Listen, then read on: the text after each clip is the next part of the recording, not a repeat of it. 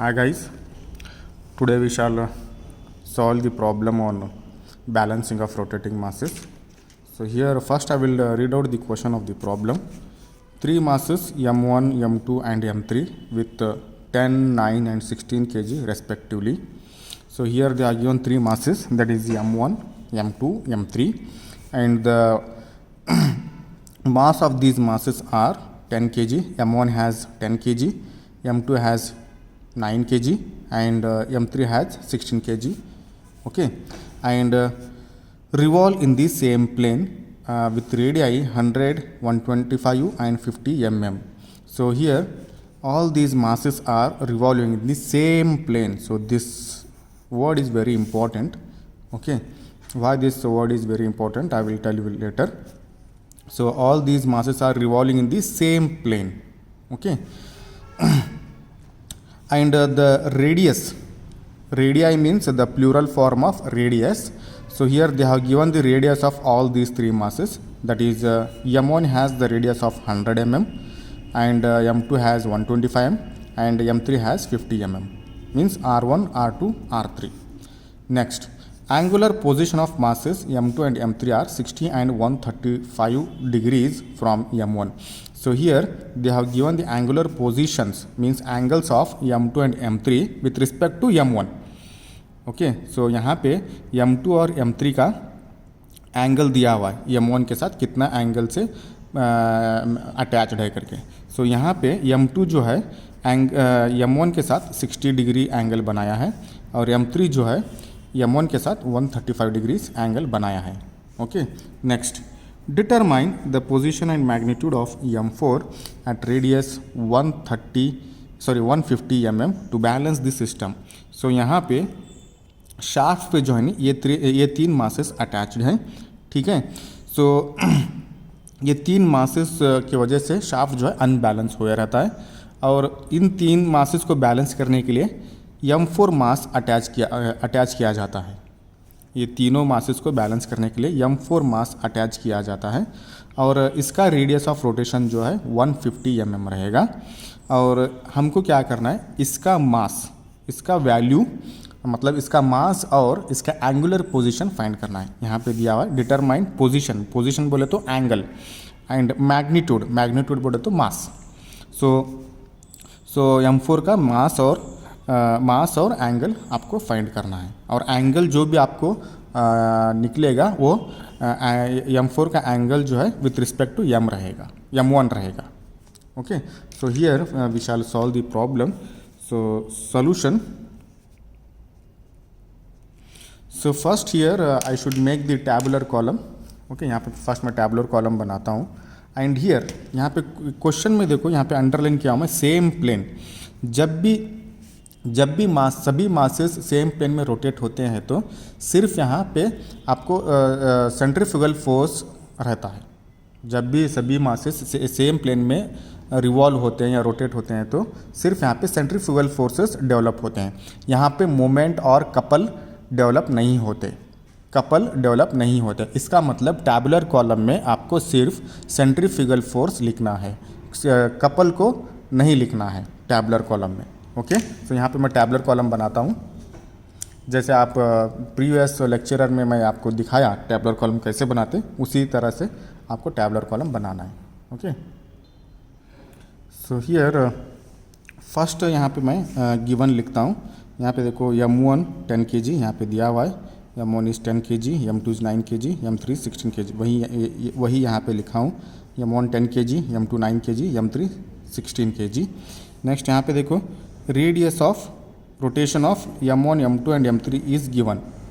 यहाँ पे देखो m1, m2 और m3 का रेडियस ऑफ रोटेशन दिया हुआ है, दैट इज़ 100, 125 एंड 50 mm. यहाँ पे देखो m1 का रेडियस ऑफ रोटेशन मैं r1 करके लिया हूँ, that is 100 mm. So this you have to convert into metre, that is 0.1 metre. Next m2 का रेडियस ऑफ रोटेशन जो है 125 है, यहाँ उसको मैं r2 करके लिया हूँ 125 mm. इसको मीटर में कन्वर्ट करेंगे तो 0.125 मीटर. नेक्स्ट m3 का रेडियस ऑफ रोटेशन जो है 50 mm है, उसको मैं r3 करके लिया हूँ 50 mm एंड इसको मीटर में कन्वर्ट किए तो 0.05 मीटर होगा. तो here we have to find out the mass of M4 ये तीनों मासेस M1, M2 और M3 ये बैलेंस करने के लिए M4 मास अटैच किया जाता है शाफ्ट पे, ठीक है।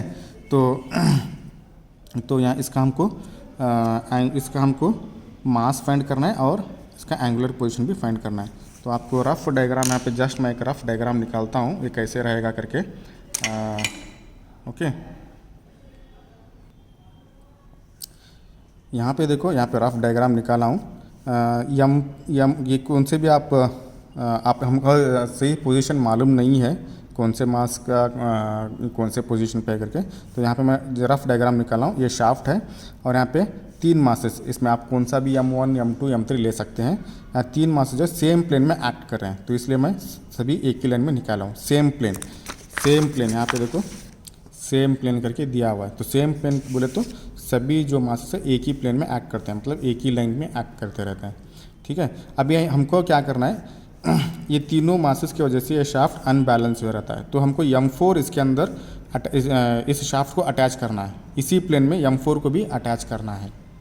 ये M4 मास को है ना इसी प्लेन में अटैच करना है ताकि ये शाफ्ट जो है बैलेंस हो जाए, मतलब ये मासेस जो है बैलेंस हो जाए, ठीक है। तो M4 में नहीं निकाला, जस्ट मैं रेफरेंस के लिए डायग्राम निकाला हूँ, आप नहीं निकालेंगे फिर तो चलेगा, ठीक है। अभी क्या करना है, टैबुलर कॉलम बनाना है। सो टैबुलर कॉलम में यहाँ पे देखो पहला serial number, next mass, okay, mass of सभी मासेस लिखना है यहाँ पे, रेडियस ऑफ रोटेशन, सभी मासेस के रेडियस ऑफ रोटेशन लिखना है इस कॉलम में, और यहाँ पे नेक्स्ट फोर्स मतलब M इंटू आर, ओके, ये सेंट्रीफ्यूगल फोर्स रहेगा।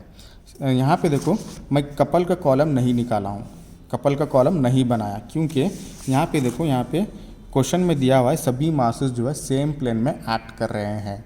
तो जब सभी मासेस सेम प्लेन में एक्ट करते रहते हैं तो जब सिर्फ सेंट्रीफ्यूगल फोर्स डेवलप होगा, कपल डेवलप नहीं होगा। कपल सिर्फ जब डेवलप होगा तब जबकि कुछ मासेस जो है अलग प्लेन्स में एक्ट करते हैं, जब भी आपको कपल डेवलप होगा, ठीक है। अगर सभी मासेस सेम प्लेन में एक्ट कर रहे हैं तो सिर्फ सेंट्रीफ्यूगल फोर्स डेवलप होगा, कपल डेवलप नहीं होगा, इसलिए यहाँ पे मैं अंडरलाइन किया हूँ, ओके। सो अभी यहाँ पे देखो आपको टैबुलर कॉलम में वैल्यूज़ को डालना है। So serial number, this is serial number 1, okay, first mass that I will take it as M1। M1 का वैल्यू कितना है, M1 is equal to 10 kg, okay, already यहाँ kg में करके लिखा हूँ मैं, यहाँ पे आप kg नहीं लिखे तो भी चलेगा। kg, radius of rotation metre में, M1 का रेडियस ऑफ रोटेशन यहाँ पे देखो R1 का 0.1 मीटर में लिखना है आपको यहाँ पे 0.1, ओके। नेक्स्ट फोर्स जो है this value and this value, इसको आप मल्टीप्लाई करना। यहाँ पे देखो फोर्स बोले तो M इंटू आर, ये कैसे आया है मैं लास्ट लेक्चर में बता चुका हूँ, ठीक है। ये M इंटू आर, ये फार्मूला कैसे आया है मैं लास्ट लेक्चर में बता चुका हूँ, ठीक है। यहाँ पे देखो आपको हमेशा आप इतना याद रखिए कि सेंट्रीफ्यूगल फोर्स लिखने के लिए मास इंटू रेडियस बनाना है। तो इस मास का सेंट्रीफ्यूगल फोर्स निकलने के लिए ये मास और ये रेडियस मल्टीप्लाई करना है। So 10 into 0.1, so we will get 1 only, okay. तो इस मास का सेंट्रीफ्यूगल फोर्स है 1। सिमिलरली सेकेंड वन M2 का वैल्यू है 9 kg, सो 9 kg है। रेडियस ऑफ रोटेशन यहाँ पे देखो 0.125 है R2 का, तो यहाँ पे 0.125 लिखो।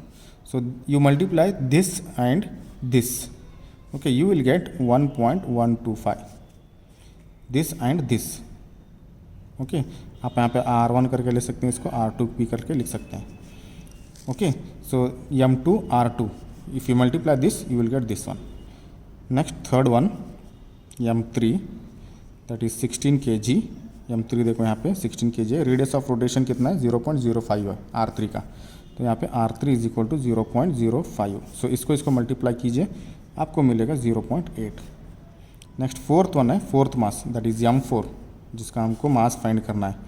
M4 का मास हमको मालूम नहीं है, क्वेश्चन मार्क, बट इसका रेडियस ऑफ रोटेशन हमको मालूम है। यहाँ पे मैं लिखता हूँ रेडियस ऑफ रोटेशन R4, यहाँ पे दिया हुआ है R4 का रेडियस ऑफ रोटेशन जो है 150 mm, that is nothing but 0.15 metre, 0.15 metre. तो यहाँ पे R4 is equal to 0.15 metre. So यहाँ पे क्या है, इसको और इसको मल्टीप्लाई करना है। यहाँ पे इसका वैल्यू मालूम नहीं है तो इसको मैं इसका वैल्यू m4 करके ही लेता हूँ। तो 0.15 दिस इंटू m4, 0.15 m4, तो इतना लिखता हूँ। तो हमको क्या करना है, m4 फाइंड करना है। ये होगा टैबुलर कॉलम। तो अभी नेक्स्ट क्या है, आपको स्पेस डायग्राम निकालना है। मतलब आपको एंगल्स दिखाना है सभी मासेस का, स्पेस, उसको स्पेस डायग्राम बोलते हैं। यहाँ पे देखो क्वेश्चन में क्या दिया हुआ है, masses m2 and m3 are 60 degrees and 135 degrees from m1।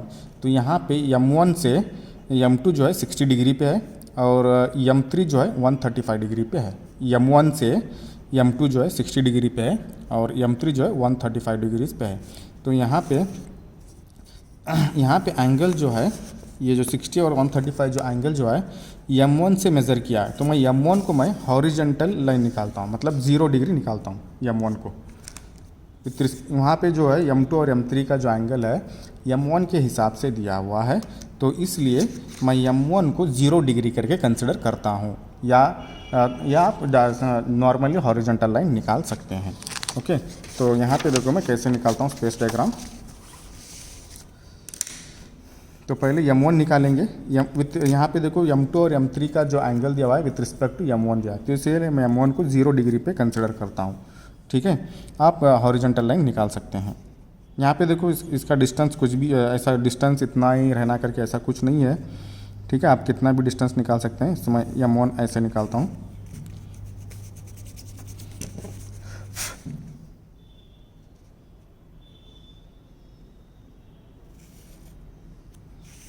ये m1 होगा। यहाँ पे देखो ये यहाँ से मैं निकाला हूँ 0 से, ये 0 है, यहाँ पे m1 है। ओके, इस ये लाइन से अभी मतलब ये मास से आपको m2 और m3 निकालना है। m2 अभी नेक्स्ट जो है m2 का एंगल दिया हुआ है दैट इज 60 डिग्रीज। m2 का एंगल दिया हुआ है 60 degrees with respect to m1, मतलब इस लाइन से आपको m2 60 डिग्रीज निकालना है। So let us measure the 60 degrees from this m1। Okay, आपको हमेशा इस मॉड्यूल में हमेशा आपको एंगल्स एंटी क्लॉकवाइज में मेज़र करना है। ओके, यहाँ पे देखो 0 डिग्री है, यहाँ पे 60 डिग्री है, तो यहाँ पे मैं 60 डिग्रीज को मार्क किया। ठीक है, तो अभी मैं क्या करता हूँ 60 डिग्री पे यहाँ पे m2 निकाला हूँ, क्योंकि m2 जो है m1 के साथ 60 डिग्री बनाया हुआ है। तो यहाँ पे ये होगा 60 डिग्रीज। ओके, नेक्स्ट जो है m3 का एंगल जो है 135 डिग्रीज है फ्रॉम m1 से m3 जो है 135 डिग्रीज में है। तो अगेन m1 से 135 डिग्रीज मेज़र करो। यहाँ पे देखो ऐसे m1 से 135 यहाँ पे आएगा। ओके, मेज़र करो, तो यहाँ पे निकाल दो। सो ये होगा m3। सो नेक्स्ट हमको m4 का एंगल हमको मालूम नहीं है, उसी को हमको फाइंड करना है। यहाँ पे मैं डालता हूँ, ये जो है 135 डिग्रीज है। सो ये होगा स्पेस डायग्राम। ठीक है, ये स्पेस डायग्राम हमको बहुत ही हेल्पफुल है, क्योंकि नेक्स्ट जो हम फोर्स पॉलीगॉन निकालते हैं तो वो फोर्स पॉलीगॉन जो है इसी डायग्राम से निकाला जाता है। तो इसलिए हमको ये स्पेस डायग्राम बहुत सही से निकालना है। ठीक है, तो अभी क्या है, ये स्पेस डायग्राम हो गया। नेक्स्ट आपको नेक्स्ट क्या करना है, अभी यहाँ पे देखो टैबुलर कॉलम में देखो, यहाँ पे सिर्फ सेंट्रीफ्यूगल फोर्स के वैल्यूज़ हमको मालूम है। तो यहाँ पे सिर्फ इस प्रॉब्लम में फोर्स पॉलीगॉन निकालना पड़ेगा, फोर्स पॉलीगॉन डायग्राम निकालना पड़ेगा। यहाँ पे कपल पॉलीगॉन डायग्राम नहीं निकाल सकते, यहाँ पे कपल डेवलप ही नहीं होता, तो कपल पॉलीगॉन डायग्राम निकालने की ज़रूरत नहीं है। और यहाँ पे आप कपल की वैल्यूज़ भी आपको मालूम नहीं है। ठीक है, तो अभी क्या करना है, नेक्स्ट फोर्स पॉलीगॉन डायग्राम निकालना है। तो ये होगा स्पेस डायग्राम। ये स्पेस डायग्राम को लेके हम फोर्स पॉलीगॉन डायग्राम निकालते हैं। तो यहाँ पे मैं फोर्स पॉलीगॉन डायग्राम निकालता हूँ।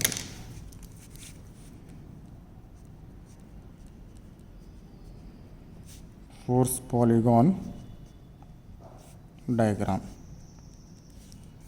ओके, यहाँ पे देखो फोर्स पॉलीगॉन डायग्राम निकालने के लिए आपको ये सेंट्रीफ्यूगल फोर्स के वैल्यूज़ को यूज़ करना है और ये स्पेस डायग्राम को यूज़ करना है, ठीक है। तो यहाँ पे देखो पहला फोर्स का वैल्यू, सेंट्रीफ्यूगल का फोर्स का वैल्यू है 1 है, नेक्स्ट 1.125 है, नेक्स्ट 0.8 है, नेक्स्ट 0.15। तो इन वैल्यूज़ के हिसाब से आपको स्केल सेट करना पड़ेगा, ओके। इन वैल्यूज़ के हिसाब से आपको स्केल सेट करना पड़ेगा। तो यहाँ पर मैं देखो ये वैल्यूज़ के हिसाब से मैं यहाँ पे स्केल सेट करता हूँ।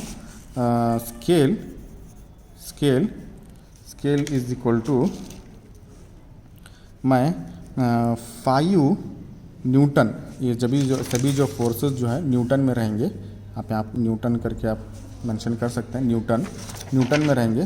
सो 5 newton is equal to 1 centimetre लेता हूँ मैं। 5 newton is equal to 1 centimetre, okay. तो यहाँ पे देखो, अभी यहाँ पे देखो फर्स्ट M1 का फोर्स पॉलीगॉन निकालेंगे, M1 का फोर्स पॉलीगॉन निकालेंगे। M1 का फोर्स वैल्यू कितना है, 1 है, ठीक है। मैं यहाँ पे स्केल थोड़ा गलत लिया हूँ, इसको उल्टा लिखना था। 1 newton is equal to 5 centimetre, 1 newton is equal to 5 centimetre, okay. तो यहाँ पे देखो M1 का जो फोर्स का वैल्यू है 1 है, तो स्केल के हिसाब से आपको 5 सेंटीमीटर निकालना है, 5 सेंटीमीटर लाइन निकालना है। यहाँ पे देखो M1 का वैल्यू जो है, फोर्स का वैल्यू 1 है, तो 1 न्यूटन को हम कितना सेंटीमीटर लिए, 5 सेंटीमीटर। आपको 5 सेंटीमीटर का लाइन निकालना है M1 के लिए, बट कौन से डायरेक्शन में निकालना है M1 का लाइन 5 सेंटीमीटर, वो जो है इसका पैरेलल निकालना पड़ेगा। M1 यहाँ पे स्पेस डायग्राम में निकाले ना M1, इसका पैरेलल निकालना पड़ेगा। यहाँ पे देखो M1 जो है परफेक्ट हॉरिजॉन्टल लाइन है, तो यहाँ पे भी मैं फोर्स पॉलीगॉन में भी एक परफेक्ट हॉरिजॉन्टल लाइन निकालता हूँ 5 सेंटीमीटर का, क्योंकि M1 का वैल्यू है 1 न्यूटन। तो 1 न्यूटन के यहाँ पे स्केल के हिसाब से 1 newton is equal to 5 centimetre है, तो इसलिए मैं M1 के लिए 5 सेंटीमीटर लाइन निकालता हूँ। यहाँ पे आप देख सकते हैं,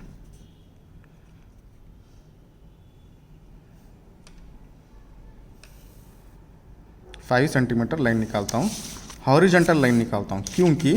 क्योंकि हॉरिजॉन्टल क्यों निकाला हूँ बोले तो यहाँ देखो M1 हॉरिजॉन्टल है, तो इसलिए ये भी हॉरिजॉन्टल रहेगा। यहाँ पे देखो M1 कैसे निकाला हुआ है, लेफ्ट से राइट तक, मतलब यहाँ से ऐसे निकाला राइट साइड में, तो ये लाइन भी यहाँ से ही निकलेगा। ये 0 करके लो, स्मॉल 0 या O करके लो, और इस पॉइंट को A करके लो, स्मॉल a, मतलब इसी डायरेक्शन में, ये इसका M1 का जो यहाँ पे स्पेस डायग्राम में ये डायरेक्शन में है, तो ये डायरेक्शन में यहाँ पे भी यही डायरेक्शन में लिया हूँ मैं, 0 to A। यही डायरेक्शन में क्यों लिया हूँ बोले तो यहाँ पे देखो 1 का वैल्यू जो है पॉजिटिव में है, 1 का जो वैल्यू है पॉजिटिव में है, इसलिए यहाँ पे कैसा लाइन निकला ना, लेफ़्ट टू राइट, तो यहाँ भी लेफ़्ट टू राइट ही निकालना है। समझो अगर ये वैल्यू माइनस में आता है, समझो ये वैल्यू अगर माइनस में रहती थी तो M1 यहाँ पे लेफ़्ट टू राइट है, यहाँ पे फोर्स पॉलीगॉन डायग्राम में आपको राइट टू लेफ़्ट निकालना पड़ेगा, उल्टा। यहाँ पे देखो, यहाँ पे वैल्यू पॉजिटिव है अभी फ़िलहाल, इस कॉलम में M1 का वैल्यू जो है पॉजिटिव में है, तो इसलिए मैं यहाँ पे देखो ये जो जैसे निकला है M1 स्पेस डायग्राम में, यहाँ पे भी वैसे ही निकाला हूँ, left to right, okay. Parallel बोले तो ये हॉरिजॉन्टल है, तो ये भी हॉरिजॉन्टल ही रहेगा, ओके। नेक्स्ट जो मास है M2 है, M2 का फोर्स का वैल्यू है 1.125, तो इसको आप स्केल में कन्वर्ट करना है। यहाँ पे हम क्या लिए हैं, 1 newton is equal to 5 centimetre, so 1 newton is equal to 5 centimetre है। 1 न्यूटन यहाँ पे कैसे 1.125 का कितना सेंटीमीटर लाइन होगा, यहाँ पे आप कैसे निकालना यहाँ पे देख सकते हैं। यहाँ हम क्या लिए स्केल के हिसाब से, 1 newton is equal to 5 centimetre लें, तो वही यहाँ पे लिखता हूँ। तो हमको 1.125 न्यूटन के लिए कितने सेंटीमीटर लाइन होगा, सो 1.125 न्यूटन को कितना सेंटीमीटर लाइन होगा। हम क्या स्केल सेट किए, 1 newton is equal to 5 centimetre scale set किए, बट हमको क्या चाहिए अभी, 1.125 का कितना सेंटीमीटर लाइन बनेगा, तो यहाँ पे 1.125 newton into is equal to question mark, तो किसका लाइन कितना बनेगा। तो यहाँ पे क्या करना है, ऐसे लिखने के बाद ये मल्टीप्लाई करना है, ये मल्टीप्लाई करो, ये दोनों वैल्यूज़ है ना, इसको मल्टीप्लाई करो, सो 1.125 इंटू 5। यहाँ पे देखो इसको क्वेश्चन ऐसे ही एरो मार्क डालो, ऐसा एक एरो मार्क और ऐसा एक एरो मार्क। यहाँ पे देखो ये नंबर्स जो कनेक्टेड हैं उसको न्यूमरेटर में लिखो। यहाँ पे देखो ये जो नंबर क्वेश्चन मार्क के साथ कनेक्टेड है उसको डिनोमिनेटर में लिखो। ये जो नंबर जो क्वेश्चन मार्क के साथ कनेक्टेड है उसको डिनोमिनेटर में लिखो। सो अभी कैलकुलेट करो 1.125 into 5 divided by 1। So 1.125 into 5, सो ये होगा 5.625 सेंटीमीटर। सो इतना सेंटीमीटर लाइन बनेगा, इतने फोर्स को इतना सेंटीमीटर लाइन बनेगा। ठीक है, तो इतने सेंटीमीटर का लाइन बनाएंगे हम। तो इसको मैं मिटा देता हूँ यहाँ पे, नहीं तो बाद में मिटाएंगे। इतने सेंटीमीटर का लाइन बनाएंगे। तो इतने सेंटीमीटर का लाइन वो M2 का लाइन है, और वो कैसे निकालेंगे, कौन से डायरेक्शन में निकालेंगे? तो again you have to see the space diagram. यहाँ पे देखो स्पेस डायग्राम में M2 का लाइन जो है ऐसे है, ऐसे है, मतलब M1 के साथ 60 डिग्री बनाया हुआ है। तो इसका पैरेलल इस पॉइंट से निकालना है।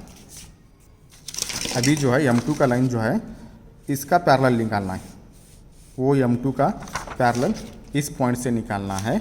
और कितना कितना कितना लेंथ का बनाना है? 5.625 सेंटीमीटर का बनाना है। तो यहाँ पे देखो मेरा स्पेस डायग्राम यहाँ पे है और फोर्स पॉलीगॉन डायग्राम यहाँ पे है। तो यहाँ पे पैरेलल लाइन कैसे निकालेंगे?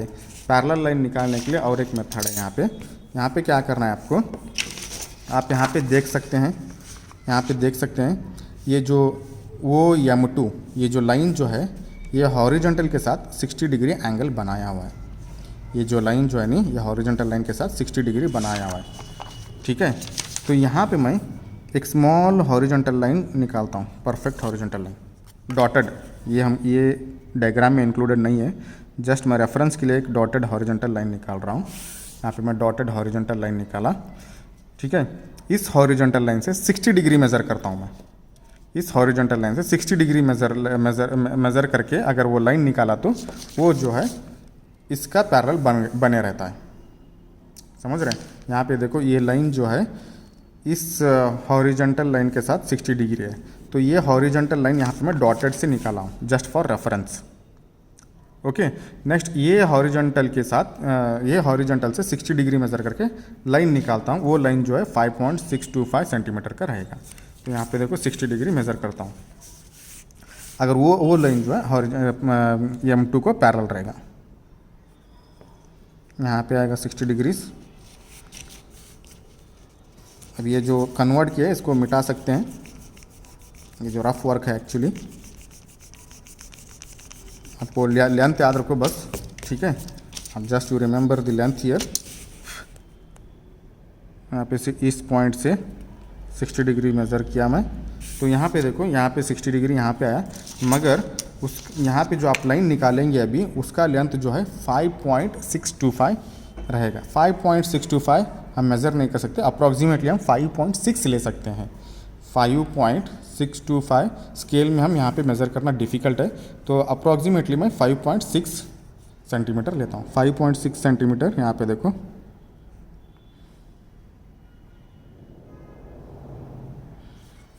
ठीक है। 5.6 यहाँ से आप निकाल दो तो यहाँ तक होगा ये। ठीक है, तो ये पॉइंट B करके लो और ऐसे निकाले। यहाँ पे देखो अगेन, यहाँ पे देखो ये लाइन जो है, ये लाइन जो है वो टू M2 इसका पैरेलल, M2 मास का पैरेलल बन गया अभी। ठीक है, अभी यहाँ पे देखो ये जो डॉटेड लाइन है जो ये रेफरेंस लाइन है, ये डायग्राम में इंक्लूडेड नहीं है। आप चाहिए तो रेफरेंस के लिए ये 60 डिग्रीज करके यहाँ पे लिख सकते हैं, कुछ प्रॉब्लम नहीं है समझ में आने के लिए। ओके, यहाँ पे देखो डायरेक्शंस डालना है। यहाँ पे देखो पहले O to A निकाले तो ऐसे निकाले, नेक्स्ट A to B निकाले। यहाँ पे देखो मैं लाइन जो है ऊपर के साइड ही क्यों निकाला बोले तो यहाँ पर आप नीचे भी निकाल सकते करके आप क्वेश्चन पूछ सकते हैं, बट ऊपर ही क्यों निकाला बोले तो यहाँ पे आप देख सकते हैं M2 का जो वैल्यू है पॉजिटिव में है 1.125 करके। ठीक है, जब वैल्यू पॉजिटिव में रहता है तो स्पेस डायग्राम में उस मास का जो जिस साइड पे वो लाइन निकाला रहता है उसी साइड पे भी पॉलीगॉन डायग्राम में निकालना है। यहाँ पे देखो स्पेस डायग्राम में ये M2 का जो लाइन है ऊपर की तरफ निकाला हुआ है, तो फोर्स पॉलीगॉन डायग्राम में भी आपको ऊपर की तरफ ही निकालना है, जैसे स्पेस डायग्राम में रहता है उसी डायरेक्शन में निकालना है। अगर ये वैल्यू नेगेटिव आती है, अगर ये वैल्यू नेगेटिव रहती है तो स्पेस डायग्राम में ऊपर है, तो यहाँ पे फोर्स पॉलीगॉन डायग्राम में आपको नीचे निकालना है। ओके, सो नेक्स्ट मास जो है m3 है, तो इसका फोर्स का वैल्यू है 0.8 न्यूटन। तो इसको इसे हम पहले स्केल में कन्वर्ट करेंगे 0.8 न्यूटन को। तो हम जैसे हम अभी थोड़ी देर पहले क्या वैसे ही कन्वर्ट कराएं। हमको मालूम है 1 newton is equal to 5 centimetre according to scale. यहाँ पे देखो 1 newton is equal to 5 centimetre, but हमको क्या चाहिए 0.8 न्यूटन के लिए कितना सेंटीमीटर लाइन बनाना चाहिए। तो यहाँ पे क्या करना है, पहले आप एरो मार्क डालो इधर इधर और इधर इधर। यहाँ पे देखो क्वेश्चन मार्क के साथ जो कनेक्टेड है उसको पहले डिनोमिनेटर में लिख दो। क्वेश्चन मार्क के साथ जो एरो मार्क कनेक्टेड उसको डिनोमिनेटर में लिख दो 1। नेक्स्ट जो है ये नंबर्स जो कनेक्टेड है उसको न्यूमरेटर में लिखो ऊपर 0.8 इंटू 5। तो अभी ये कैलकुलेट करो, आपको लाइन का लेंथ मालूम पड़ जाएगा। 0.8 into 5 you will get 4 centimetres. 0.8 into 5 divide by 1 is equal to 4 centimetre. तो यहाँ पे क्या है, m3 मास का जो फोर्स पॉलीगॉन डायग्राम है 4 सेंटीमीटर लाइन बनेगा। तो अभी यहाँ पे क्या करना है, m3 का जो 4 सेंटीमीटर लाइन जो है इस पॉइंट से निकालना है। इस पॉइंट से कैसे निकालेंगे, again you have to make use of this space diagram. यहाँ पे देखो स्पेस डायग्राम में m3 का लाइन ऐसे है, ठीक है। इसका पैरेलल इस पॉइंट से बी पॉइंट से निकालना है, ठीक है। अगेन यहाँ पे देखो इसका पैरेलल कैसे निकालना है, m3 का पैरेलल इस पॉइंट से कैसे निकालना है। यहाँ पे देखो m3 जो है यहाँ पे m1 हॉरिजॉन्टल लाइन के साथ, यहाँ पे हॉरिजॉन्टल लाइन के साथ 135 डिग्रीज एंगल बनाया हुआ है। m3 जो है और ये हॉरिजॉन्टल लाइन, m1 जो है हॉरिजॉन्टल है, हॉरिजॉन्टल लाइन के साथ 135 डिग्रीज बनाया हुआ है। तो यहाँ पे मैं क्या करता हूँ, अगेन एक स्मॉल हॉरिजॉन्टल लाइन लेता हूँ रेफरेंस के लिए। स्मॉल हॉरिजॉन्टल लाइन लिया, अगर मैं ये हॉरिजॉन्टल लाइन से 135 डिग्रीज मेज़र करके अगर मैं 4 सेंटीमीटर लाइन निकाल दिया तो वो लाइन जो है इसका पैरेलल बनेगा। तो अब यहाँ पे क्या करता हूँ मैं 135 डिग्रीज एंटी क्लॉकवाइज में मेज़र करता हूँ। 135 डिग्रीज यहाँ पे आ गया 135 डिग्रीज, बट इस पॉइंट से अभी आपको 4 सेंटीमीटर लाइन निकालना है। 4 सेंटीमीटर लाइन मैं 8 से लेता हूँ, 8 से 4 तक, इतना ही 4 सेंटीमीटर लाइन बन गया आपका। ओके, तो यहाँ पे आपका ये ख़त्म होगा, ठीक है। 4 सेंटीमीटर यहाँ पे आप देख सकते हैं, ये 4 सेंटीमीटर लाइन है, ठीक है। तो ये हो गया इसका पैरेलल, m3 का पैरेलल बन गया। ये जो लाइन जो है m3 का पैरेलल बन गया। और ये जो यहाँ पे आप रेफरेंस के लिए आप समझने के लिए इसको 135 डिग्रीज करके आप लिख सकते हैं, नहीं लिखे तो भी चलेगा। तो इस पॉइंट को मैं C करके लेता हूँ, ठीक है। आप ये डायरेक्शन यहाँ पे ऐसे डालो, क्योंकि B से C निकाले। यहाँ पे देखो यहाँ पे भी 0.8 का वैल्यू जो है पॉजिटिव है, तो इसलिए जैसे ये लाइन जैसे जिस डायरेक्शन में ये लाइन है उसी डायरेक्शन में भी आपको यहाँ पे निकालना पड़ेगा। आप पूछ सकते हैं नीचे क्यों नहीं निकाले करके। यहाँ पे देखो ये वैल्यू पे डिपेंड कर, इसका ये वैल्यू के साइन पे डिपेंड करता है। अगर ये पॉजिटिव वैल्यू है तो ये जो डायरेक्शन में वही डायरेक्शन में निकालना पड़ेगा। अगर वैल्यू ये नेगेटिव आती है तो इसका अपोजिट डायरेक्शन में निकालना पड़ेगा। अगर ये वैल्यू जो है नेगेटिव में आती है तो आपको इस लाइन का अपोजिट डायरेक्शन, ये ऊपर निकाला हुआ है तो इस पॉइंट से आपको नीचे निकालना पड़ेगा, ठीक है। यहाँ पे पॉजिटिव है तो इसलिए हम जैसे ये ऊपर निकाला हुआ है यहाँ पे भी आपको ऊपर निकालना पड़ेगा। तो यहाँ पे आपका देखो नेक्स्ट जो है 0.15 m4 है। नेक्स्ट वैल्यू जो है 0.15 m4 है। इसका पर्टिकुलर वैल्यू हमको मालूम नहीं है, मतलब m4 इज़ अननोन ईयर। यहाँ पे अननोन m4 जो है अननोन है, तो इसलिए हमको पूरा वैल्यू हमको मालूम नहीं है, तो इसको छोड़ दो। तो यहाँ पे क्या है, इतना हमारा फोर्स पॉलीगॉन डायग्राम बना हुआ है। तो अभी नेक्स्ट क्या है, नेक्स्ट स्टेप क्या है, फोर्स पॉलीगॉन डायग्राम को क्लोज करना है। क्लोज करना है मतलब ये लास्ट पॉइंट और ये स्टार्टिंग पॉइंट दोनों को ज्वाइन करना है। तो ऐसे मैं ज्वाइन करता हूँ।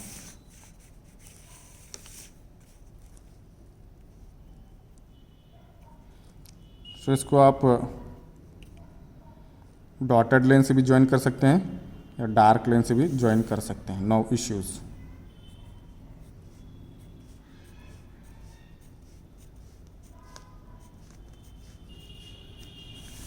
ओके, और इसका डायरेक्शन सी से ओ रहेगा।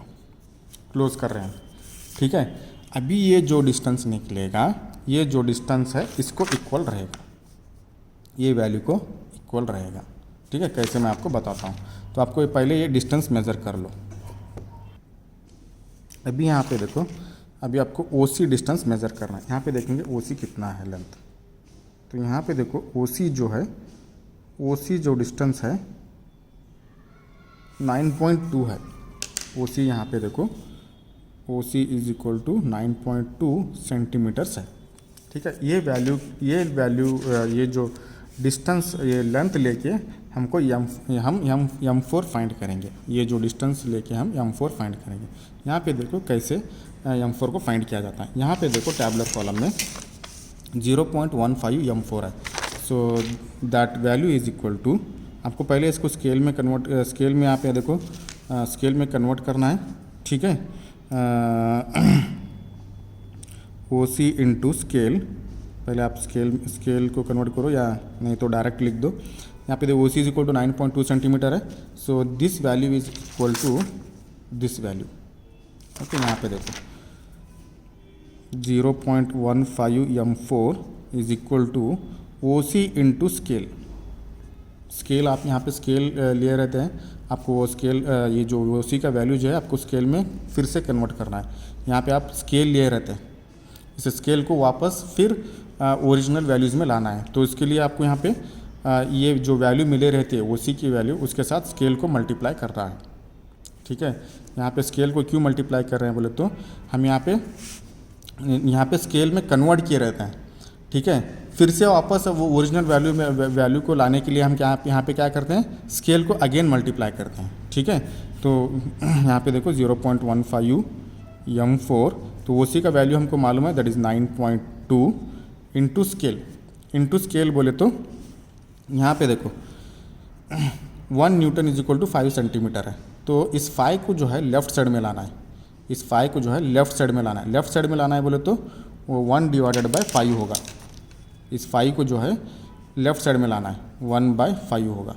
मतलब ये 5 को लेफ़्ट साइड में लाना है बोले तो 1/5 होगा। तो वही यहाँ 1/5 को आपको मल्टीप्लाई करना है। स्केल जो कन्वर्शन है यहाँ को राइट साइड वैल्यू को लेफ़्ट साइड में लाना है, तो वही यहाँ पे मल्टीप्लाई करना है ये वैल्यू के साथ। ये जो स्केल जो है आपको मल्टीप्लाई करना है। तो यहाँ पे देखो 0.15 M4 is equal to 9.2 into 1/15। So ये वैल्यू होगा 9.12 divide by 5 will become, you will get this value as 1.84।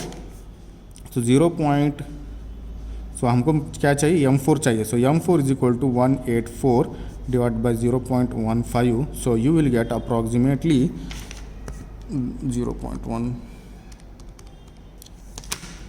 12.26 kg। So the value of M4 is 12.26 kg। आप M4 जो बैलेंस करने के लिए अटैच कर रहे हैं शाफ्ट पे, उसका जो मास है 12.26 kg रहना चाहिए, जब जाके आपका शाफ्ट बैलेंस होगा, ठीक है। और यहाँ पे ये जो है सिर्फ आपको मास मालूम हुआ, इसका एंगुलर पोजीशन मतलब M1 से कितने एंगल पे ये M4 मास अटैच रहना चाहिए, M1 से ये M4 मास जो है कितने एंगल पे अटैच रहना चाहिए, उसके लिए यहाँ पे अगेन यही लाइन यूज़ करके हम एंगल फाइंड करेंगे।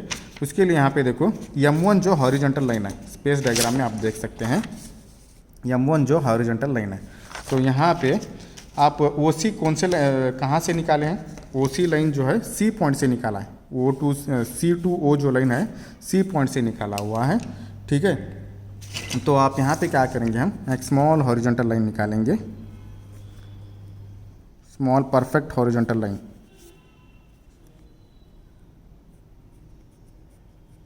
स्मॉल परफेक्ट हॉरिजॉन्टल लाइन निकालेंगे और ये हॉरिजॉन्टल लाइन से इस लाइन का एंगल मेज़र करेंगे, इस हॉरिजॉन्टल लाइन से इस लाइन का एंगल मेज़र करेंगे, क्योंकि ये हॉरिजॉन्टल लाइन जो है ये M1 है। यहाँ पे सिर्फ रेफरेंस के लिए हम डॉटेड निकाला है। तो यहाँ पे एंगल मेज़र करेंगे। यहाँ पे देखो इस लाइन पे यहाँ पे 180 डिग्रीज होगा। 180 डिग्रीज प्लस यहाँ पे देखो कितना हो रहा है 180 प्लस और ऐसे एंगल यहाँ पे और यहाँ पे 50 1 सेकेंड। यहाँ पे देखो यहाँ से 0 से 57 है। सो 180 plus 57 degrees, so you will get 237 degrees. ये जो एंगल है 237 डिग्रीज रहेगा। पहले आपको यहाँ पे देखो इस हॉरिजॉन्टल लाइन, ये हॉरिजॉन्टल लाइन जो है M1 का रेफरेंस लाइन है, या हॉरिजॉन्टल लाइन है, तो इससे एंटी क्लॉकवाइज में इस लाइन का एंगल मेज़र करना है। तो ये यहाँ से ये हॉरिजॉन्टल लाइन, यहाँ से हॉरिजॉन्टल लाइन तक 180 डिग्रीज होगा। सो अगेन ये लाइन से एंगल जो है 57 है, आप यहाँ पे देख सकते हैं 57। तो 180 plus 57 you will get 237 degrees. So M4 का एंगुलर पोजीशन जो है angular position of M4 is angular position of M4 is 237 degrees. Okay, so ये 237 डिग्रीज जो है आपको स्पेस डायग्राम में बताना होगा। तो यहाँ से देखो हॉरिजॉन्टल लाइन से 237 डिग्रीज मेज़र करना है। तो यहाँ पे देखो इसके अपोजिट हॉरिजॉन्टल लाइन तक 180 डिग्रीज रहेगा। पहले मैं एक स्मॉल हॉरिजॉन्टल लाइन निकालता हूँ यहाँ पे। ओके, सो यहाँ से यहाँ 180 डिग्रीज होगा, ठीक है। सो नेक्स्ट ये 180 डिग्री से ये हॉरिजॉन्टल लाइन से 57 डिग्रीज डालना है।